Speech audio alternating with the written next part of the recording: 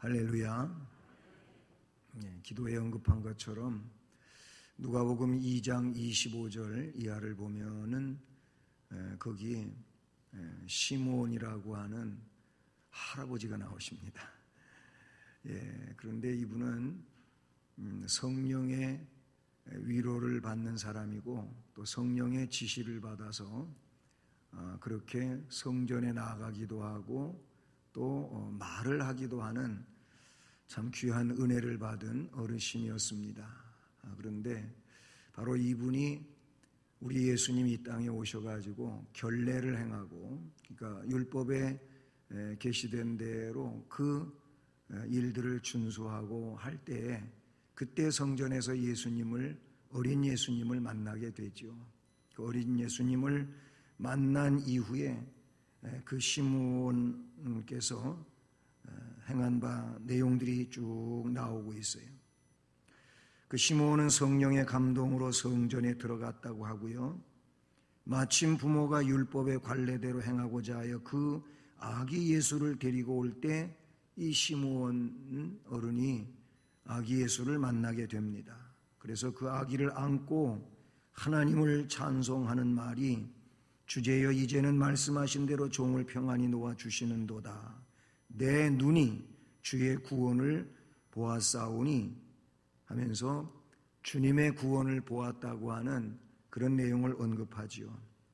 이런 하나하나를 보면은 참 이 시므온 어른은 진짜 그 시대에 복 있는 분이 아니었나 하는 생각을 갖게 됩니다. 그 시므온은 경건한 사람이라 그랬어요. 의로운 사람이라 그랬어요. 이스라엘의 위로를 기다리는 사람이라 그랬습니다. 성령이 그의 위에 항상 머물고 계셨다고도 이야기하고 있습니다.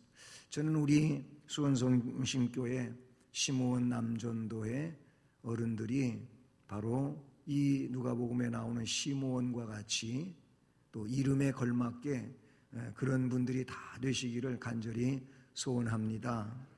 의롭고 경건하고 하나님의 위로를 기다리면서 성령이 여러분 위에 머물러 계시고 주의 지시를 받으며 행할 일을 따라서 나아가는 이런 은혜가 있기를 주님의 이름으로 축복합니다. 그리고 그런 가운데 인생의 최후까지 믿음의 길을 잘 걸어가시기를 주님의 이름으로 축복합니다. 오늘 말씀은 바울의 인생 결산 보고라고 그렇게 말할 수 있습니다. 그가 살아온 신앙적 경력을 아주 간단 명료하게 세 문장으로 그렇게 나열하고 있는데 그걸 한번 따라서 해보실까요? 선한 싸움을 싸웠다. 달려갈 길을 마쳤다. 믿음을 지켰다. 아멘. 이 세 가지예요. 선한 싸움을 싸웠어요. 그리고 달려갈 길을 마쳤어요. 또 믿음을 지켰다고 말씀해 주는데 이것이 바울이 그 최후 순간에 그의 인생 결산 보고서로 그렇게 요약될 수 있는 내용이었다는 것이죠. 우리 어른들도 이 말씀처럼 인생에 있어서 그 최후의 선한 싸움을 싸웠다. 그리고 달려갈 길을 마쳤다. 믿음을 지켰다 하는 고백이 있을 수 있기를 주님의 이름으로 축복합니다. 사람은 모든 것이 다 좋아야 되겠지만은 그 중에서도 끝이 좋아야 돼. 끝이. 인생의 마지막이 좋아야 돼요. 왜냐하면 그게 마침표니까. 뭐 꼭 그런 부분을 두고 하는 얘기는 아니지만은 이런 얘기도 있어요. 사람이 훌륭하게 살았는지 그렇게 못 살았는지는 언제 결정이 되냐면 관뚜껑을 덮어봐야 한다. 그래서 그 전에는 무슨 일이 어떻게 돌변하고 변할지를 모른다는 거예요. 잘 하다가도 어느 순간에 가서 변질이 돼버리고 바뀌어버리고 이런 일들이 일어나기 때문에 그래요. 지금 잘하는 것 같아도 앞으로 잘 못할 수도 있어요. 뭐 그렇게 돼서는 안 되겠지만은 인생이 그러니까 그런 거예요. 그래서 관뚜껑을 덮는다고 하는 것은 이제 모든 것의 마침이지 않습니까? 그래서 그 사람의 성공과 실패는 관뚜껑을 덮어봐야 한다, 이런 얘기가 있어요. 끝이 좋아야 돼. 말로가 좋아야 된다, 그런 얘기죠. 특별히 신앙인들에게 있어서는 이 부분을 빼놓을 수 없는 내용이라고 볼 수 있는 것이죠.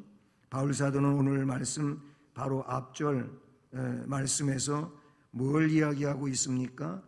전제에 대한 말씀을 이야기해 주고 있어요. 그래서 5절에 보면은 전제와 같이 내가 벌써 부어지고 나의 떠날 시각이 가까웠도다, 이런 말씀을 기록하고 전제와 같이 내가 부어졌다라는 이런 말씀을 쓰고 있는데, 이 전제는요, 제단에다가 올려놓은 그 제물이 있지 않습니까? 제물에다가 이제 이 마지막 제사 드리는 마지막 순서에 포도주를 갖다가 그 제물에다가 붓는 의식이 있어요. 바로 이 부분이 전제입니다. 그리고 이 전제라는 말을 다른 말로는 관제라고도 합니다. 따라서 하십니다. 전제를 관제라고도 한다. 아멘. 예. 자꾸 따라서 하라고 하는 내용은 졸아서 졸지 않게 졸음을 쫓는 의미에서 그렇게 하는 겁니다. 그래요. 이 관제라고도 불려지는데 민수기 15장의 말씀을 보면 1절부터 10절에 거기 이 관제에 대한 말씀이 나와요. 그런데 어린 양을 제물로 드릴 때에는 포도주의 한 hin의 4분의 1을 갖다가 제물에다가, 이 어린 양의 제물에다가 부어요. 그런데 그 제물이 수양일 때는, 여기서 수양이라고 하는 것은 어린 양이 아닌 이제 큰 양을, 성장한 양을 말하는 거죠. 이런 수양을 제물로 드릴 때에는 앞에는 4분의 1이라 그랬는데 이때는 한 hin의 3분의 1로 분량이 늘어납니다. 용량이 더 많아지는 거예요. 어린 양일 때에는 4분의 1이었지만은 수양일 때에는 얼마? 3분의 1로 그 포도주 분량이 많아져요. 그런데 그보다 더 큰 수송아지를 드릴 때에는, 수송아지의 제물일 때에는 얼마로 갈 것 같아요? 절반, 반으로 갑니다. 반. 50%예요. 예. 25%였다가 30%였다가 그 다음에 뭐라고요? 50%로 늘어난다는 거예요. 그러니까 제물에 따라 가지고 그 포도주의 양이 다르다 하는 것을 알 수가 있습니다. 관제는요, 누가 제일 먼저 드렸냐? 성경의 기록 상황으로 보면은 야곱이 이 관제, 전제를 제일로 먼저 드렸어요. 창세기 35장에 보면은 그 내용이 나오고 있음을 우리가 알 수가 있습니다.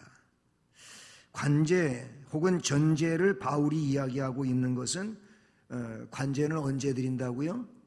제물을 드리고 마지막 그런 종료 순서로서 그 방식이에요. 그러니까 제물에 제사 드리는 일에 있어서 끝부분이라 그런 얘기죠. 그럼 바울이 자기 자신을 벌써 관제와 같이 부었다고 하는 얘기는 무슨 얘기입니까? 자기 인생이 어디까지 온 거예요? 끝에 온 거예요. 끝자락에 왔다고 하는 것을 이야기해 주고 있는 것이죠. 자신의 생명을 하나님께 제물로 바쳐야 되는, 여기서 바울이 자기 자신을 제물로 바친다고 하는 것은 뭘 말해요? 곧 이제 순교하게 된다는 거예요. 복음을 전하고 그렇게 그리스도의 증인으로서 살다가 로마에서 그는 참수를 당하게 됩니다. 순교하게 돼요. 그러니까 그 순교할 시간이 이제 얼마 남지 않은 것을 본인이 감지하고 있는 거예요. 그러니까 이젠 더 이상 뭔 일을 하고 싶어도 할 수 없는 그런 상황에 치달아와 있음을 말씀해 주고 있는 것이죠. 며칠 전에 그런 프로를 제가 봤어요. 어떤 거냐면은 장례식 체험하기 하는 일이 있더라고요. 이게 뭐 우리 기독교나 이런 데서 하는 건 아닌데 그냥 일반적으로 그래요. 그런 실제적 프로그램을 진행하고 있는 어떤 단체가 생겨났더라고요. 그래서 거기 장례식 체험하기에 신청을 해가지고 거기 입소를 해서 하는데 뭐 한두 명을 하는 게 아니더라고요. 체험실에 관이 몇 개인지도 몰라요. 그냥 관이 거기에 수도 없이 늘어져 있어요. 뭐 제가 정확하게 숫자를 파악하지는 않았는데, 근데 그거 신청을 받아가지고 체험하고자 하는 사람들이 신청을 받아가지고 그래서 거기 관 하나 딱 놓고 관 뭐 쭉 있는데 관과 관 사이에 사람이 이건 내 관이고 이 옆에 건 그 사람 관이고 저 사람 관이고 관이 쫙 자기 관들이 있는 거예요. 그 관 옆에 앉아가지고 뭐부터 하느냐 하면은 이제 유언장을 쓰는 데서부터 시작을 해요. 유언장을 쓰는 거예요. 근데 유언장을 쓰면서 거의 다 울더라고요. 장례 체험에 신청해갖고 온 사람들이 유언장을 진지하게 쓰는 거예요. 유언장을 진지하게 쓰다가 보니까 여자는 남편한테 잘못한 게 생각나고 남자는 부인한테 잘못한 게 생각이 나고 뭐 하여튼 자기가 인생을 살아오면서 잘못한 것들이 생각이 난다는 거예요. 그래가지고 유언장을 쓰다 말고 막 눈물을 줄줄 흘리면서 막 통곡을 하는 거예요. 유언장을 다 써야 돼. 다 유언장을 짧든 길든 다 써야 되고 그 유언장을 써놓은 다음에는 그 다음에 어떻게 하느냐 하면은 수의를 입어야 돼.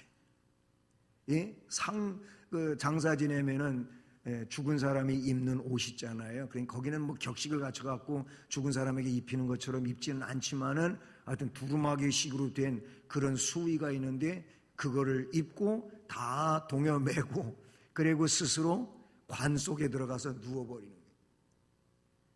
관 뚜껑 열어놨으면 좋겠죠. 근데 관 뚜껑까지 닫아버려요. 거기 보니까. 근데 관 속에 들어가갖고 뚜껑 닫으면 어떻게 되겠어요? 거긴 캄캄한 거예요. 근데 조금 있다가 꺼내는 게 아니고 꽤 시간을 주는 거예요. 그 깜깜한 데서 거기서 이제 죽은 시체와 같이 된 상황이라고 느껴야 하고, 그런데 나오는 뚜껑 열고 나올 때 보니까 다 울어가지고 완전히 얼굴이 매련도 없어. 그냥 막 여자분들은 머리가 눈물에 젖어가지고 그냥 막 그렇게 떡이 됐어. 남자분들도 그렇고. 그러니까 인생의 마지막이 죽음인데 죽음을 미리 경험해보는 이 일을 그냥 경험이야 말 그대로 체험을 하는데도 사람들이 자기 본질을 깨달아 보니까 정말 울지 않을 수가 없다는 거예요. 그리고 이제 인터뷰를 하는데 뭔 얘기를 먼저 하면 잘 살아야 되겠다는 거예요. 정말 바르게 살아야 되겠다는 거예요. 인간답게 살아야 되겠다는 거예요. 이거는 호스피스 봉사를 위해서 그거를 공부하는 분들도 마지막에 가면은 그 체험을 꼭 합니다. 호스피스 교육을 받으면은 그때에도 하는 일인데, 어쨌든 그걸 따라 본받아 가지고 일반적으로도 이 장례식 체험하기 그런 프로그램이 생겼더라니까는요. 여러분, 우리는 그런 체험에 참여하지는 않는다 할지라도 성경에 이런 인생을 이야기하고 인생의 마침표를 이야기하는 부분들이 참 많이 나오지 않습니까? 이것을 기억하면서 우리는 바울과 같은 고백을 할 수 있기를 주님의 이름으로 축복합니다. 어떻게? 나는 선한 싸움을 싸웠다.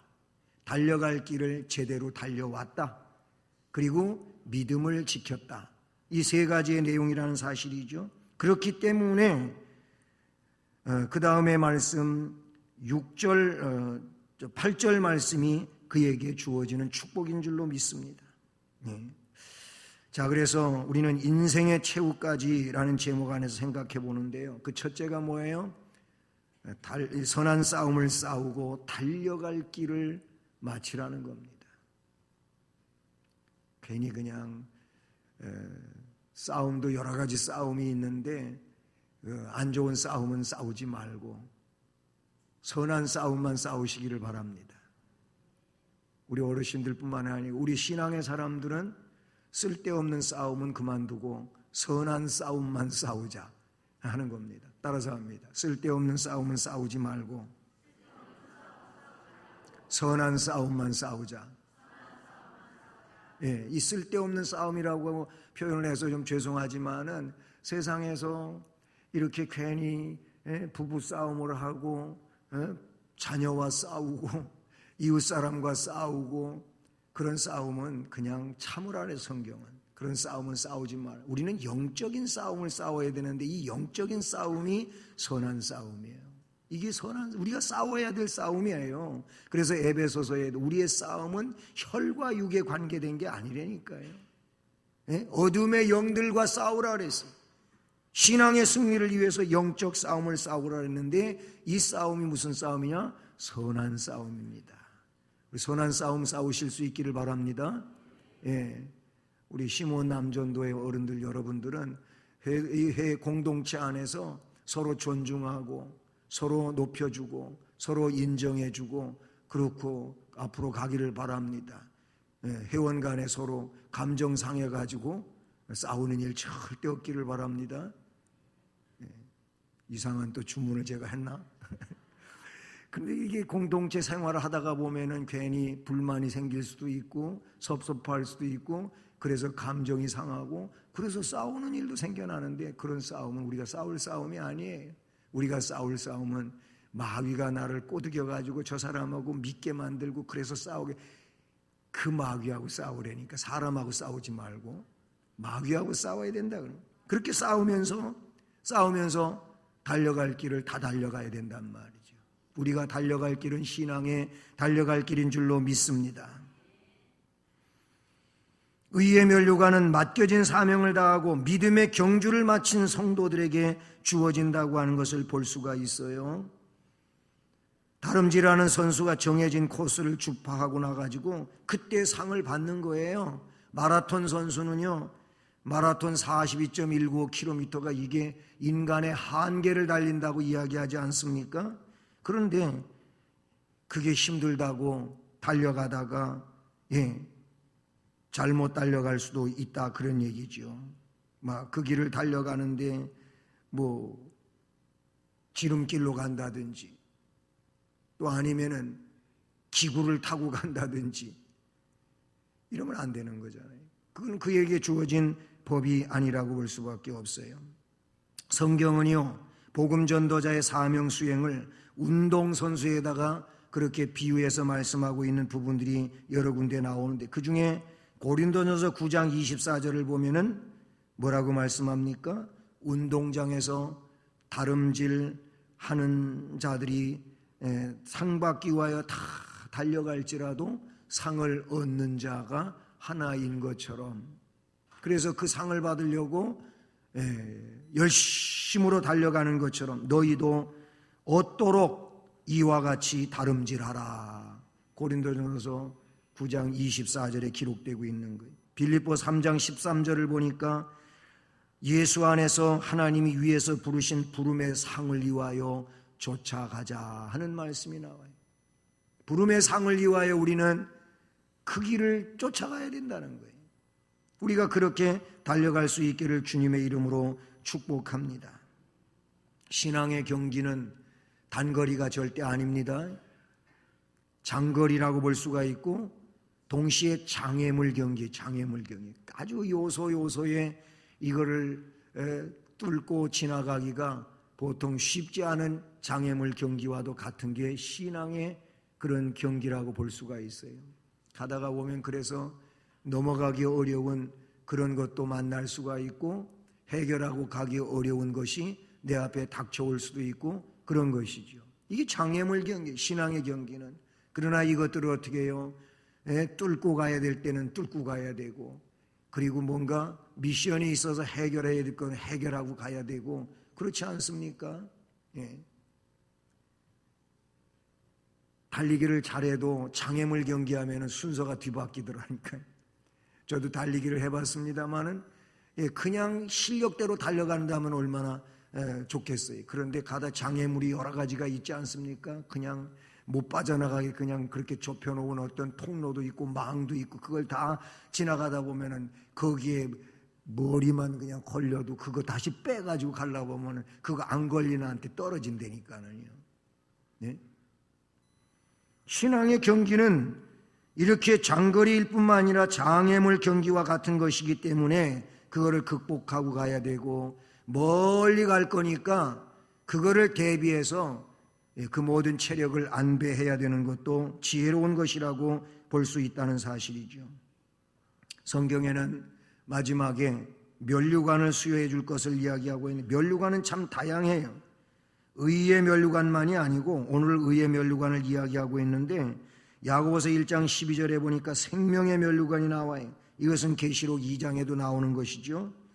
그런가 하면 예레미야 13장에 보면은 영광의 면류관도 나와. 영광의 면류관. 데살로니가전서 2장 19절에서는 자랑의 면류관도 나오고 있음을 봅니다. 고린도전서 9장 25절은 썩지 않는 면류관이 나와요. 계시록 12장 1절에는 12별의 면류관이 나와요. 계시록 4장 4절에는 금면류관이 나오고요. 에스겔서 16장 12절에 보니까 화려한 면류관이 나와요. 면류관의 이름은 다양하지만은 이것은 하나님 백성들이 하나님 은혜로서 승리했을 때 주시는 그런 관인 줄로 믿습니다. 여러분, 면류관 다 쓰실 수 있기를 바랍니다. 의의 면류관, 시들지 않는 면류관, 영원한 면류관이 여러분에게 수여되기를 주님의 이름으로 축복합니다. 그러기 위해서는 어떻게 하라고요? 말씀에 기록이 된 것처럼 우리는 선한 싸움을 싸우고 달려갈 길을 맞춰야 된다. 그 다음에 한 가지는 믿음을 또 지켜야 된다는 거예요. 믿음을 지켜야 돼요. 믿음은 정말 우리가 신앙인들에게 있어서 중요한 내용이라고 봅니다. 경기를 하는 선수들에게는 경기 규칙이 있습니다. 마찬가지로 신앙인들에게 있어서는 물론 말씀의 법도가 있는데 그 내용을 포함해 가지고 믿음을 가져야 돼요. 믿음이 하나님이 원하시는 거예요. 이 믿음을 가지고 우리는 나아가야 돼요. 이걸 본문에서는 믿음을 지키라고 말씀해 주시는 줄로 믿습니다. 선수가 경기의 규칙을 지켜야 돼요. 그렇게 달려가야 돼요. 마찬가지로 성도들은 신앙생활 믿음을 지켜야 된다, 이렇게 볼 수가 있어요. 믿음을 지키지 않으면 그 신앙은 복이 될 수가 없다는 것이죠. 믿음은 그리스도에 대한 충성일 것이고 믿음은 진리를 따라 사는 것이라고 볼 수가 있어요. 여러분이 믿음에 있어서 우리 주님으로부터 합격 판정을 받으실 수 있기를 주님의 이름으로 축복합니다. 성도들이 빠지기 쉬운 과오가 있는데 그게 뭐냐면은 남에 대하여, 타인에 대하여 믿음을 이야기하고 성경의 진리를 이야기하고 뭐 그렇게 이야기하는데 아주 지식이 있고 그래요. 그런데 자신은 그 말씀에 대하여, 그 믿음에 대하여 제대로 하지 않고 있는 것이 이게 성도가 빠지기 쉬운 과오라 그런 얘기예요. 지식은 있어요. 아는 건 있어가지고 말할 줄도 알고 그렇게 가르칠 줄도 알고 또는 지적할 줄도 알고 그래요. 근데 자기 자신이 그 믿음에 대하여 바르게 사는 이 일을 제대로 감당하지 않을 때가 있다. 이게 안타까운 일이 아닐 수가 없다는 것이죠. 요한일서 2장의 말씀을 보면은 거기 요한 사도는 이렇게 말하고 있어요. 우리가 그의 계명을 지키면 이로써 우리가 저를 아는 줄로 알 것이요 저를 아노라 하고 그의 계명을 지키지 아니하는 자는 거짓말하는 자요 진리가 그 속에 있지 아니하되 누구든지 그의 말씀을 지키는 자는 하나님의 사랑이 참으로 그 속에서 온전케 되었나니. 아멘. 지키면 이로써 우리가 예수를 아는 줄로 알게 된다는 겁니다. 그러나 이 말에 있어 반대는 지키지 아니하면 그것은 거짓말이라는 거예요. 그러니까 지킴과 지키지 아니하면은 이런 극과 극의 차이가 있다고 하는 것을 나타내주고 있다는 사실이죠. 의의 면류관은 주가 베푸신 사랑의 계명을 지키고 행하는 자에게 주어지는 것입니다. 그래서 믿음을 지켰으니 이제 후로는 나를 위하여 의의 면류관이 예비되었다는 겁니다. 이제 후로는 내가 이렇게 달려갈 길을 마쳤어요. 믿음을 지켰어요. 그렇기 때문에 나에게 주님께서 의의 면류관을 수여해 주신다고 바울 사도는 말하고 있는 줄로 믿습니다. 남아프리카 말라위 공화국이라고 하는 나라가 있고 거기 블랑띠르라고 하는 도시가 있는데 그곳에 가면은 리빙스턴 선교사의 기념관이 있다고 합니다. 그런데 그 기념관 유리창에 리빙스턴이 남긴 말이 그냥 새겨져 있다고 합니다. 그러니까 그것은 리빙스턴이 써놓은 거를 그대로 뭐 그때부터 지금까지 있다는 얘기가 아니고 그것이 없어지지 않게 그렇게 리빙스턴 기념을 하는 사람들이 그 문장을 그대로 지워지지 않게 해놨다는 것인데 어떤 얘기가 거기에 써져 있냐면은 하나님 나라에 관계된 것이 아닌 한 무엇을 소유하든 거기에 가치를 두지 않으며 소유하겠다는 기대도 않으리라 그랬어요. 그러니까 이거는 이 말의 의미는 뭐냐면은 세상 것에 대하여 가치를 두지 않는다는 거예요. 정말 영원한 것에 대하여 가치를 두고 그것을 소유하기 위하여 열정을 가질 뿐이지 세상 것을 가지려고 기대하고 거기에 가치를 두고 살지 않겠다고 리빙스턴은 그렇게 자기의 중심을 말했다는 것이죠. 우리는 하나님이 정해주신 코스대로 마지막까지 최선을 다해 뛰는 믿음을 지키는 사람들이 되어야 할 줄로 믿습니다. 세상에서 아무리 훌륭해 보여도 큰 업적을 쌓았다 할지라도 믿음을 지키지 않으면 그것은 영원한 문제에 있어서 무너지는 탑이 될 수밖에 없을 것입니다. 하나님 앞에 섰을 때 그 공력이 불타 없어지지 아니하는 그런 믿음의 집을 지어야 할 것이고 그런 신앙의 삶을 살아가야 될 줄로 믿습니다. 그러기 위해서는 바울 사도는 오늘 말씀 마지막에서 무엇을 이야기합니까? 내가 이렇게 의의 면류관을 사모하고 바라보는 것처럼 말씀에는 뭐예요? 주님 곧 의로우신 재판장이 그날에 나한테 주시는데 내게만이 아니고 주의 나타나심을 사모하는 모든 자에게도니라 그랬어요. 그러니까 우리는 뭐예요? 주님의 나타나심을 사모하는 믿음으로 살아가야 될 줄로 믿습니다. 주님 앞에 서는 때를 기억하고 지금 이 세상을 살아갈 때 선한 싸움을 싸우고 믿음을 지키는 달려갈 길을 마치는 이런 삶이 되어야 할 줄로 믿습니다. 우린 주님의 나타나심을 사모해야 돼. 이것은 곧 주의 재림을 대망하고 살아야 된다.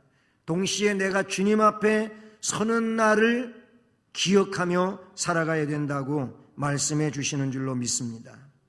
주님께서 우리에게 요구하시는 것은요, 믿음의 어떤 실적보다는 진실한 삶의 흔적을 원하시는 주님이신 줄로 믿습니다.